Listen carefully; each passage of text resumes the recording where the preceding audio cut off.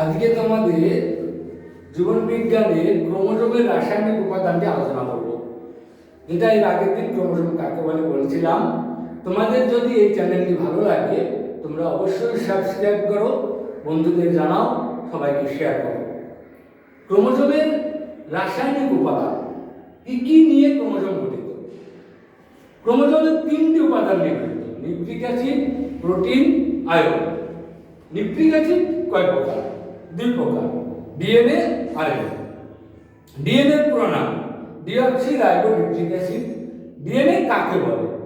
DNA দ্বিতন্ত্রী মডেলটি কে আবিষ্কার করেন? ডিএনএ কাকে বলে? ডিঅক্সিরাইবোজ শর্করা দ্বারা গঠিত যে সূক্ষ্ম সূত্রাকার অংশটি স্বপ্রজননশীল জীবদেহের চারিত্রিক বৈশিষ্ট্য বহন করে তাকে ডিএনএ বলে। ডিএনএ ডবল হেলিক্যাল দ্বিতন্ত্রী পেঁচানো ময়ের মতো ডিএনএটি, সেটা প্রথম পর্যবেক্ষণ করেন বিজ্ঞানী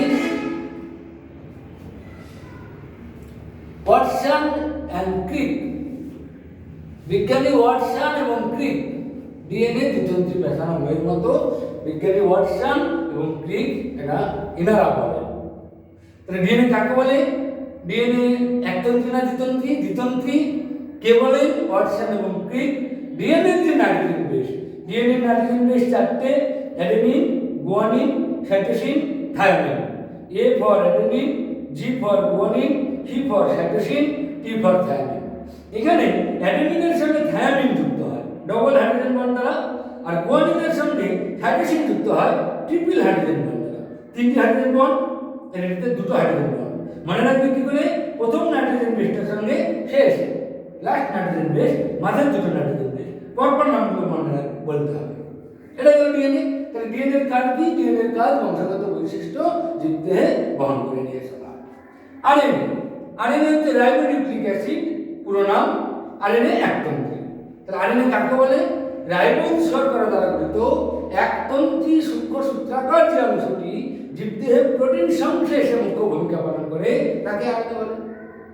আরএনএ এর চারটি উপাদান: nitrogen base, RNA nitrogen base চারটে: adenine, A, G for guanine, C for cytosine, U for uracil. RNA এর ক্ষেত্রে ইউ দেখা যায়, ইউরাসিন থাকে, থায়ামিনের পরিবর্তে থায়ামিন থাকে না।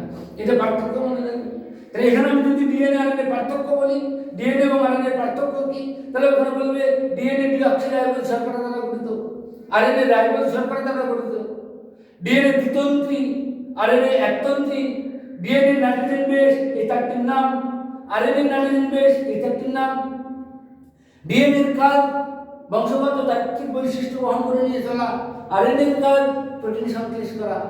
এগুলো একটা পার্থক্যটা তোমরা পরিষ্কার করে লিখে দিতে পারবে। এরপরে আসছে প্রোটিন।